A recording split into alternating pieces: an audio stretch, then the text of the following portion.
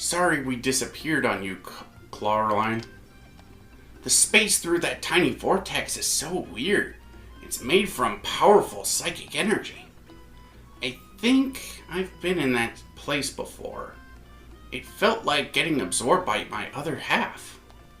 Lion-Gar must be stuck in that mysterious space somewhere. We'll keep looking for him in there, okay? Just hold on a bit longer.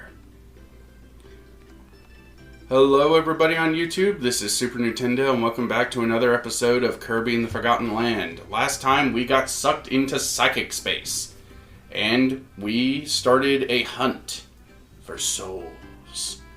It's like this is Soul Eater! This is awesome! I love Soul Eater. Anyway, oops, we killed a bunch of Waddle Dees. This time we are gonna go back into psychic space, to the Isolated Isles, and continue looking for Lion-O's soul.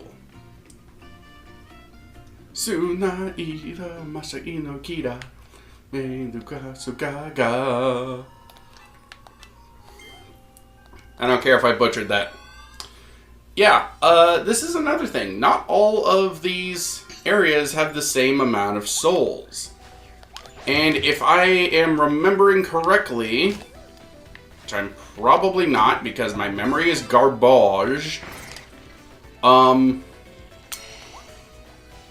some of these souls are pretty well hidden. And some of these levels also get pretty hard.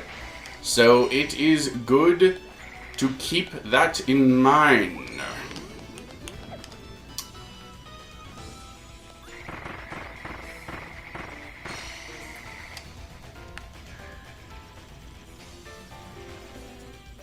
But, yeah.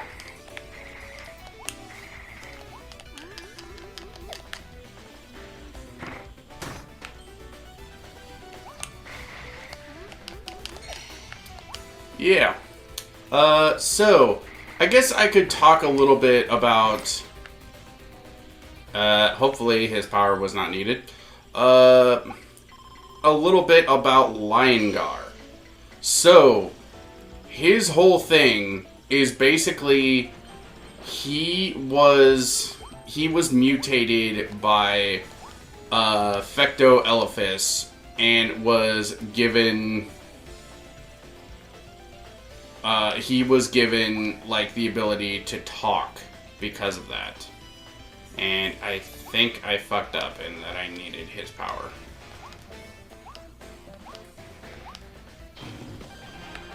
Or not. I will freeze you!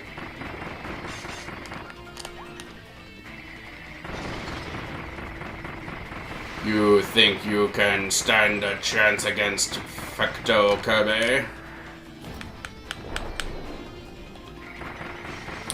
But yeah, the Lion-Gar was mutated by Fecto-Elephas, and that allowed him to talk. It also, if I'm not mistaken, the other animal creatures were also mutated by him, but he was mutated way more, giving him the ability to talk and gave him human-like intelligence.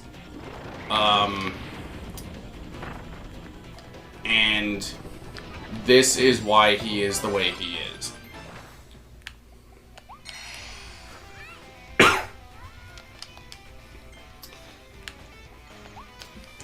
Clawline, if I'm not mistaken, is supposed to be his girlfriend or something. And she did not like that he could now talk and have human intelligence and stuff like that. Because, it was strange and new to her that this was a thing. But she still followed Lion-Gar regardless because... but she still followed him regardless because she had a great amount of respect for Lion-Gar. keep in mind, I'm reciting this from memory. And as I've said, my memory is garbage. So, this may not be entirely accurate. But, from what... this is from what I remember, and the gacha figurines go into a lot more detail about this sort of stuff. Which is actually pretty cool, because it gives you a reason to go after those things beyond just intrinsic value of wanting to collect stuff. It gives you more lore into the game, and there is a soul piece over here. I must have it so that I may eat it and become a death scythe. But yeah. That is kind of the story between Linegar and Clarline. But, yeah. It's really interesting. I like that, these Kirby characters do have as much personality as they do. Kind of shows that... Like, I mentioned this before, but it shows that Kirby... yeah, excuse me. Kirby as a series is interested in catering to not just, like, older, like, newer, like, baby's first platformer type of gamers, but also the hardcore gamers. The ones who like to play games about black hedgehogs riding motorcycles and using guns and swearing. Those types of gamers. No. Actually, Shadow the Hedgehog really isn't that bad. Gameplay-wise, I will say. The thing with Shadow the Hedgehog as the game is that its story in the English version is, well, since I've already used this word a few times now, garbage. But the game in its original Japanese version, its story is actually pretty darn good in the Japanese version. It's just... the English version is very garbage. You know, just very garbage. Why do I keep pronouncing it that way? Because, my dear viewers, I myself am garbage. I don't know. I honestly don't know. The way my mind works when it comes to vocabulary seems to be like I latch on to certain words or phrases, and then I will just like talk that way for like basically an entire day, all just because of the way my stupid brain works. Is there anything around here? Nope. Okay. Always good to check. Ow.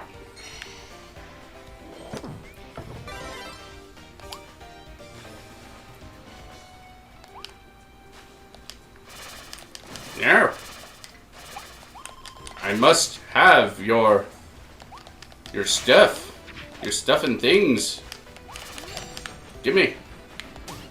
Ow. Give me back my rings. Oh, by the way, in between videos, I did look up the location of the cutter power that we are missing, but we will get it later, simply just because I don't want to interrupt what we're doing right now to go do that. So we will handle it later. I will leave you alone in case we need bomb. I don't think we need bomb.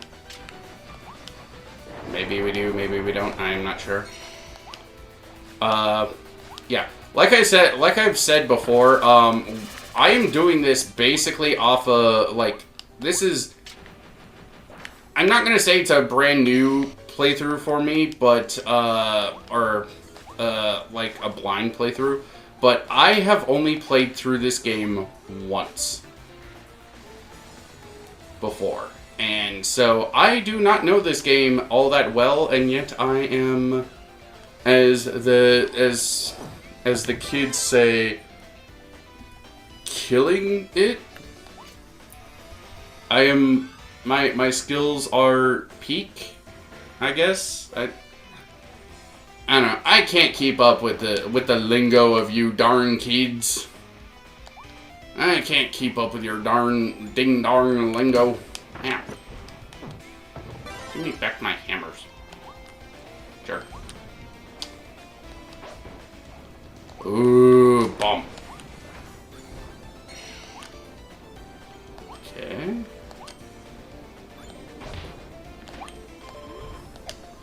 Nope. I will have it. I actually kind of like this area.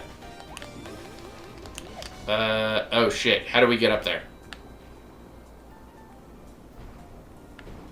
Oh, duh. There's stairs.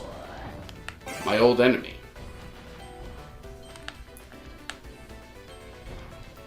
The enemy of all fat people everywhere.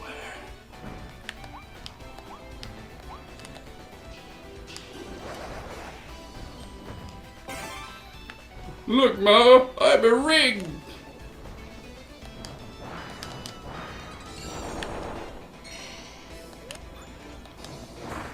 Get out my face. Get out my face.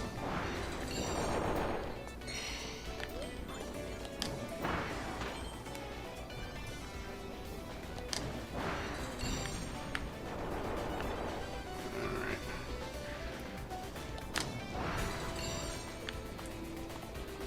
Let me grab you. And run, run, run, run, run, run, run, run, run. Oh, yeah.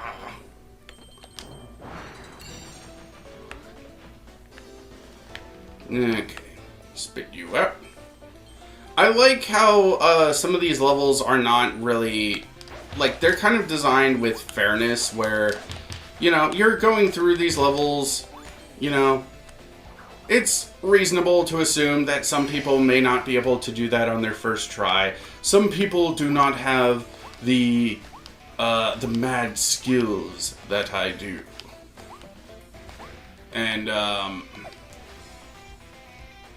And as such, they may not be able to get that all in one try. But as a famous cicada bugman once said, you're either perfect or you're not me.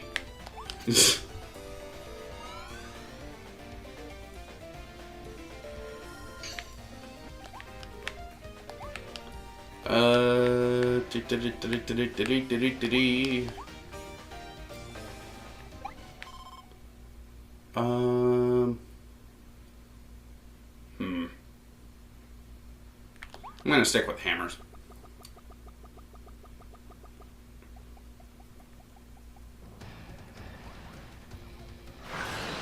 Phantom Tropic Woods.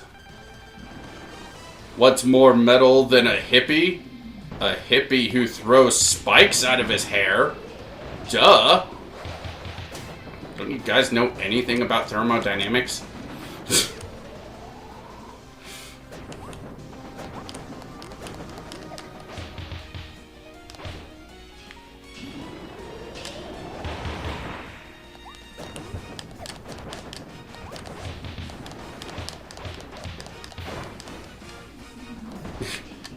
What does a hippie who has spikes in his hair have to do with thermodynamics? I don't frickin' know. You're on a YouTube video run by you're on a YouTube channel run by an idiot. So... the moral of the story is, you made some very poor choices to be on this video.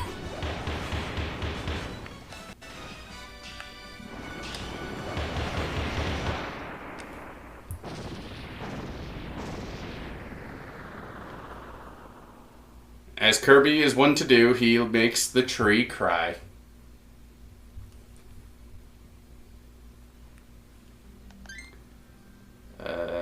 Yep. Alright.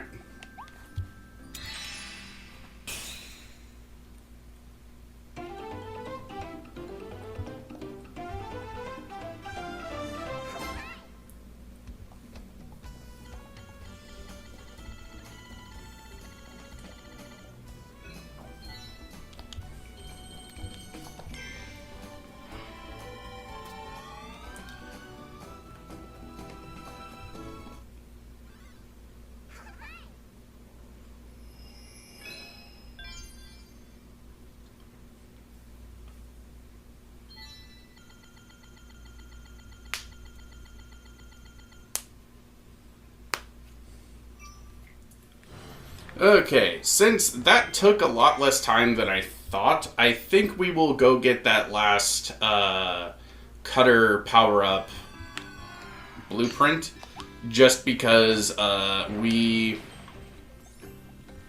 got time. So, let's go do that.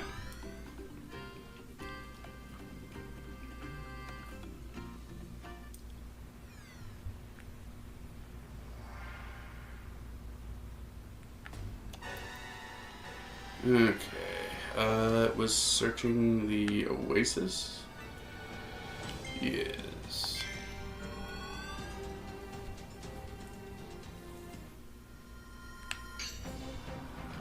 Okay, in searching the oasis, the blueprint is in the second area, so I will see you guys when I get over there.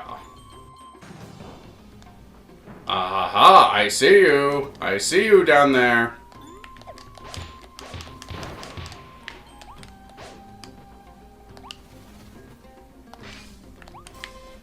Here it is, the buzzsaw cutter. Now we can evolve the cutter's abilities, which causes me to talk like Zapradigan. He is the master of Champagne. Hey there, buddy, I got you another blueprint. This is the buzzsaw blueprint.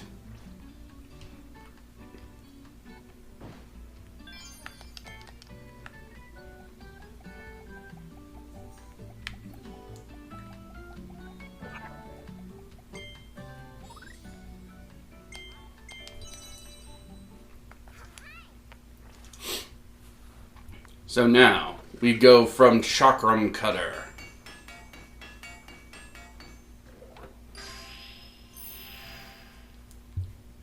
And we become Metal Man!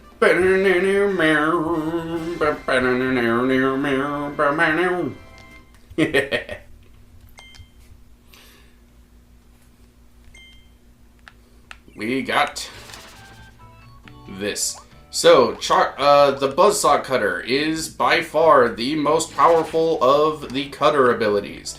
You literally throw out a buzzsaw that hangs around and you can do what the other cutters do.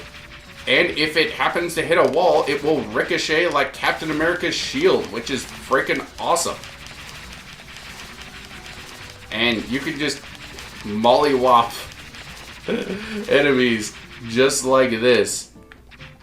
It is so hilarious. But, yeah. Look at the flying saucer.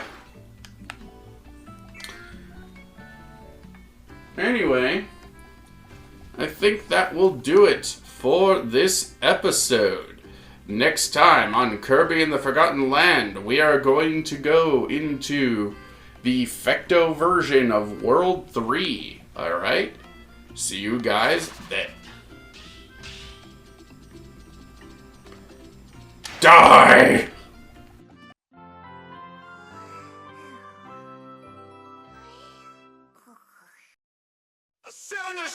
square window.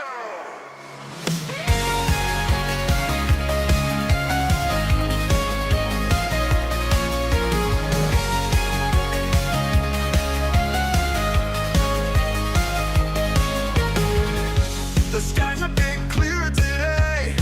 The rain has passed me by. I want to open